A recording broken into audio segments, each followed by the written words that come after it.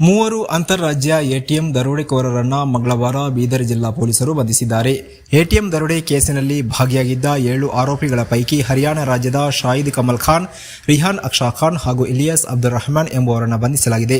ಈ ಪ್ರಕರಣಕ್ಕೆ ಸಂಬಂಧಿಸಿದಂತೆ ತಲೆಮರೆಸಿಕೊಂಡ 4 ಜನ ಆರೋಪಿಗಳಿಗಾಗಿ ಶೋಧ ನಡೆಸಲಾಗುತ್ತಿದೆ ಎಂದು ಜಿಲ್ಲಾ ಪೊಲೀಸ್ ವರಿಷ್ಠಾಧಿಕಾರಿ ಚನ್ನಬಸವಣ್ಣ ಎಸ್ಎಲ್ ನಗರದಲ್ಲಿ ಮಂಗಳವಾರ ಸಂಜೆ ಕರೆದ ಪತ್ರಿಕಾಗೋಷ್ಠಿಯಲ್ಲಿ ತಿಳಿಸಿದ್ದಾರೆ.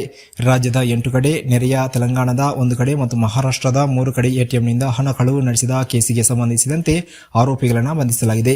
ಬೀದರ್ ಜಿಲ್ಲೆಯ ಹಳ್ಳಿಕೇಡ್ ಬಿ, ಬಸವ ಕಲ್ಯಾಣ, ಚಿಟಗುಪ್ಪ, ವಿಜಯಪುರ ಜಿಲ್ಲೆಯ 2 ಕಡೆ ಮತ್ತು ಬೆಳಗಾವಿಯ ಯಮಕನಮರಡಿ, ಅಂಕಲಿ, ಚಿಕ್ಕೋಡಿ ಸೇರಿದಂತೆ ಒಟ್ಟು 8 ಕಡೆ ಮತ್ತು ನೆರೆಯ ತೆಲಂಗಾಣದ ಸದಾಶಿವಪೇಟ, ಮಹಾರಾಷ್ಟ್ರದ ಉಮರ್ಗಾ ಮತ್ತು ಮುರುಮಾ ಸೇರಿದಂತೆ 4 ಕಡೆ ಒಟ್ಟು 12 ಎಟಿಎಂಗಳಲ್ಲಿ 1.58 ಕೋಟಿ ರೂಪಾಯಿಗಳನ್ನು ಈ ಗ್ಯಾಂಗ್ ಕದ್ದು ಪರಾರಿಯಾಗಿತ್ತು.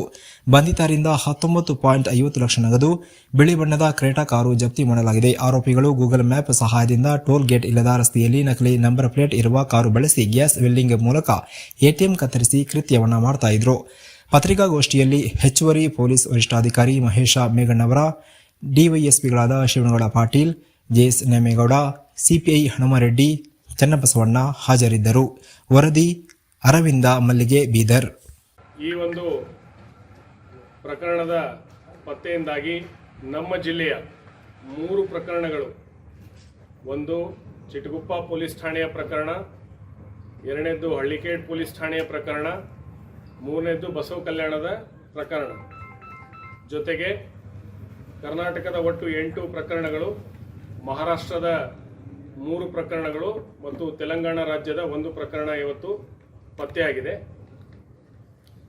ಈ ಒಂದು ಪ್ರಕರಣದಲ್ಲಿ 3 ಪ್ರಮುಖ ಆರೋಪಿಗಳಲ್ಲಿ ಶಾಹಿದ್ ತಂದೆ ಕಮಲ್ ಖಾನ್ 45 ವರ್ಷ, ನಾವಲಿ ಫಿರೋಜ್ಪುರ್, ನುಹು ಮೇವಾತ್ ಹರಿಯಾಣದ ಆರೋಪಿ ಇದ್ದು, ಇವನ ಮೇಲೆ ದೆಹಲಿ ಮತ್ತು ಒರಿಸ್ಸಾನಲ್ಲಿ ಇದೇ ಮಾದರಿಯ ಎಟಿಎಂ ಕಳ್ಳತನದ ಪ್ರಕರಣಗಳು ಈ ಹಿಂದೆ ಕೂಡ ದಾಖಲಾಗಿರ್ತವೆ. ಇನ್ನೊಬ್ಬ ಆರೋಪಿ ಅಲೀಂ ರಿಹಾನ್ ತಂದೆ ಅಕ್ಬರ್ ಖಾನ್ 26 ವರ್ಷ, ವೆಲ್ಡಿಂಗ್ ಕೆಲಸ. ಇವನು ಕೂಡ ನ್ಯೂಹು ಮೇವಾತ್ ಜಿಲ್ಲೆಯಾಗಿದ್ದು ಹರಿಯಾಣದವನಾಗಿರ್ತಾನೆ. ಇವನು ಪಶ್ಚಿಮ ಬಂಗಾಳದಲ್ಲಿ ಒಂದು ನಾರ್ಕೋಟಿಕ್ ಡ್ರಗ್ಸ್ ಕೇಸಲ್ಲಿ ಇವನ ಮೇಲೆ ಭಾಗಿಯಾಗಿರ್ತಾನೆ ಅನ್ನುವಂಥದ್ದು ಈಗ ಪ್ರಾಥಮಿಕ ಹಂತದಲ್ಲಿ ತಿಳಿದು ಬಂದಿದೆ. ಇನ್ನು ಇನ್ನೊಬ್ಬ ಆರೋಪಿ ಇಲಿಯಾಸ್ ತಂದೆ ಅಬ್ದುಲ್ ರೆಹಮಾನ್, ಚಾಲಕ ಇವನು, ಮತೇಪುರ್ ಮಲಾವಲ್ ಜಿಲ್ಲೆ ಹರಿಯಾಣ. ಸೊ ಇದು ಇವಂದು 45 ವರ್ಷ. ಮೊದಲಿಬ್ಬರದು ಏನಂದ್ರೆ ಮೊದಲೇ ಅವನು 45, ನಂತರ 26.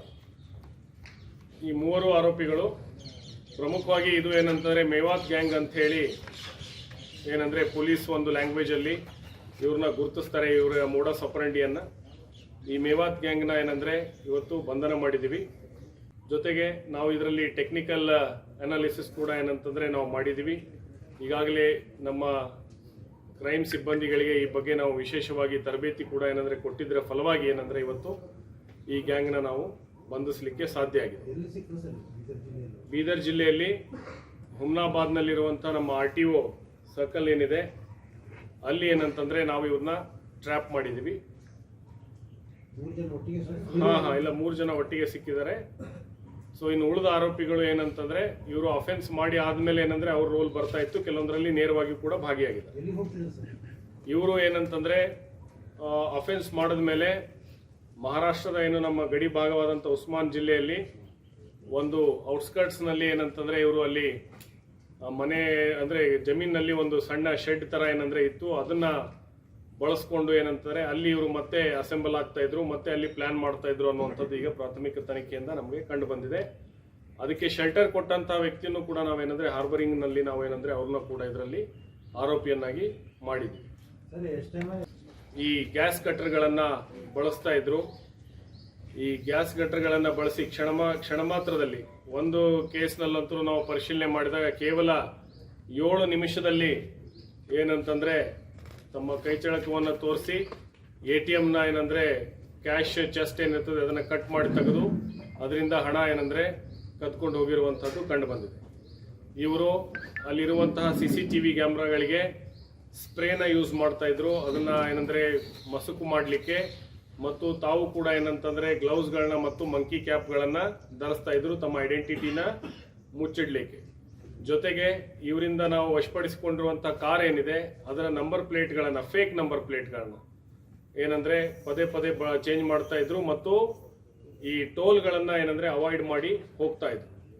ಇದರಲ್ಲಿ ಇನ್ನೂ ಒಬ್ಬ ಪ್ರಮುಖ ಆರೋಪಿನ ನಾವು ಬಂಧಿಸುವಂಥದ್ದಿದೆ. ಅದರಲ್ಲಿ ಅವನು ಏನಂತಂದರೆ ಮಾಸ್ಟರ್ ಮೈಂಡ್ ಇರ್ತಾನೆ ಮತ್ತು ಗೂಗಲ್ನಲ್ಲಿ ಏನಂದರೆ ಅವನು ಮ್ಯಾಪ್ ಮಾಡಿಬಿಟ್ಟು ಯಾವ ರೂಟಲ್ಲಿ ಹೋಗಬೇಕು ಬರಬೇಕು ಅನ್ನುವಂಥದ್ದನ್ನು ಕೂಡ ಅವ್ರು ಏನಂದರೆ ಮಾಡ್ತಾಯಿದ್ರು. ಮತ್ತು ಬಹಳ ಏನಂತಂದರೆ ಇಂಟೆಲಿಜೆಂಟ್ ಆಗಿ ಏನಂದರೆ ಯಾವುದೇ ರೀತಿಯಾದಂತಹ ಕ್ಲೂಗಳನ್ನು ಬಿಡದೇನೆ ಏನಂತಂದರೆ ಮಾಡೋಲಿಕ್ಕೆ ಏನಂದರೆ ಇವರು ಪ್ರಯತ್ನ ಪಟ್ಟಿದ್ದಾರೆ. ಆದರೆ ಇವರಿಗಿಂತ ಒಂದು ಹೆಜ್ಜೆ ಮುಂದೆ ಹೋಗಿ ನಮ್ಮ ಬೀದರ್ ಜಿಲ್ಲೆ ಪೊಲೀಸ್ ಅಧಿಕಾರಿಗಳು ಇವತ್ತು ತಮ್ಮ ವೃತ್ತಿಪರತೆಯಿಂದ ಈ ಒಂದು ಪ್ರಕರಣವನ್ನು ಪತ್ತೆ ಮಾಡುವಲ್ಲಿ ಯಶಸ್ವಿಯಾಗಿದ್ದಾರೆ.